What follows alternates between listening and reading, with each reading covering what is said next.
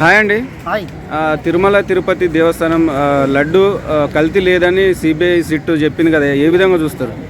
ఏ విధంగా చూస్తామంటే ఈరోజు ఒక హిందువులకు ఆల్మోస్ట్ 100 కోట్ల మంది ప్రజల్ని మోసం చేసినటువంటి ఈ వ్యక్తులుగా చంద్రబాబు నాయుడు లేకపోతే పవన్ కళ్యాణ్ మిగిలిపోయారు. వాళ్ళు ఈరోజు వాళ్ళ యొక్క విశ్వాసాలను కూడా వీళ్ళు హిందూ మతం సనాతన ధర్మం అని చెప్పి వాళ్ళ యొక్క నమ్ముకునేటువంటి ఒక పవిత్రంగా తీసుకున్నటువంటి లడ్డుని కూడా వీళ్ళు అపవిత్రంగా క్రియేట్ చేసి ఈరోజు వాళ్ళని అంతమంది లడ్డు తిన్న 100 కోట్ల మంది ప్రజల్ని వీళ్ళు ఈరోజు వాళ్ళ యొక్క విశ్వాసానికి వ్యతిరేకంగా మాట్లాడి ఈరోజు వాళ్ళని ఒక డైలమాలో పడేసిరు. ఈరోజు సిట్టు కూడా అదే చెప్పింది, దాంట్లో కల్తీ జరగలేదని. కాబట్టి చంద్రబాబు నాయుడు ఈ పవన్ కళ్యాణ్ ఎవరైతే ఈ లడ్డు వివాదాన్ని బాగా క్రియేట్ చేసి కోట్ల వరకు సిట్ల వరకు వేసిరో వీళ్ళందరూ పోయి ఫస్ట్ తిరుమల తిరుపతి దేవస్థానం ముందు ఒకసారి సాష్టాంగ నమస్కారం చేసి సాగిల పడుకొని అందరికీ 100 కోట్ల మంది హిందువులకు వీళ్ళు క్షమాపణ చెప్పవలసిందిగా నేనైతే కోరుకుంటున్నాను. అంటే వీళ్ళు యాక్సెప్ట్ చేయట్లేదు, కల్తీ జరిగింది, అవినీతి జరిగింది అని అంటున్నారు టీడీపీ వాళ్ళు, జనసేన వాళ్ళు. మరి ఏ విధంగా చూస్తారు? ఇప్పుడు వీళ్ళు వచ్చి కూడా సంవత్సరం దాటిపోయింది. కల్తీ జరిగినట్టు నిరూపించాలి కదా.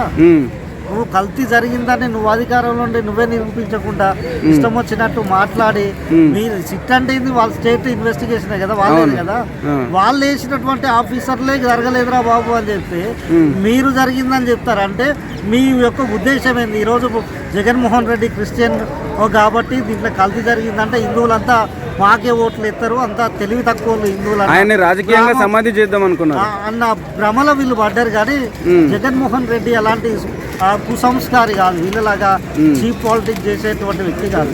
ఆయన ఏదున్నా జనాలతోటే పోతాడు, జనాలల్లో ఏదేదో పబ్లిక్ ఇష్యూస్ ఉంటాయో పబ్లిక్ పాలసీలు ఉంటాయో వాటి మీదనే మాట్లాడతారు తప్ప ఇలాంటి చిల్లర మత రాజకీయాలు లేకపోతే లడ్డు రాజకీయాలు గుళ్ళ రాజకీయాలు చేయరు.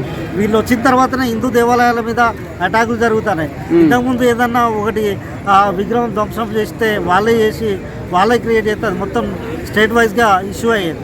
ఇప్పుడు అలాంటి యొక్క ధ్వంసాలు కూడా హిందూ దేవాలయాల మీద ఆంధ్రప్రదేశ్లో జరుగుతున్నాయి.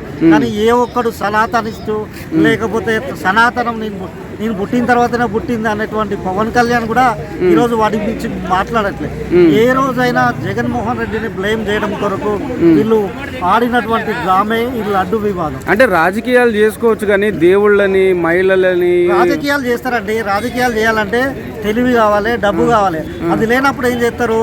కులము మతము లేకపోతే ప్రాంతము ఈ రెచ్చగొట్టి డైవర్షన్ పాలిటిక్స్ వీళ్ళు చేసేది ఇప్పుడు అదే. వీళ్ళకి చేయడం చేత కావట్లేదు కాబట్టి డైవర్ట్ చేయాలి పాలిటిక్స్ డైవర్ట్ చేయాలంటే ఏదైనా ఇంట్రెస్టింగ్ ఉన్నటువంటి టాపిక్ కావాలి. కాబట్టి ఇంట్రెస్టింగ్ అంటే ఏంది? ఒక 100 కోట్ల మంది ఈరోజు పవిత్రంగా భావించేటటువంటి తిరుపతి లడ్డు, దాని చేస్తే దేశం మొత్తం మనకు పేరు వస్తుంది, పబ్లిసిటీ వస్తుంది. మన రాజకీయాల గురించి ఎవడు అడగడు, ఇచ్చిన హామీల గురించి ఎవడు మాట్లాడాడు. కాబట్టి అలాంటివి ముందేసుకొని ఈరోజు వాళ్ళు డైవర్స్ పాలిటిక్స్ చేస్తున్నారు.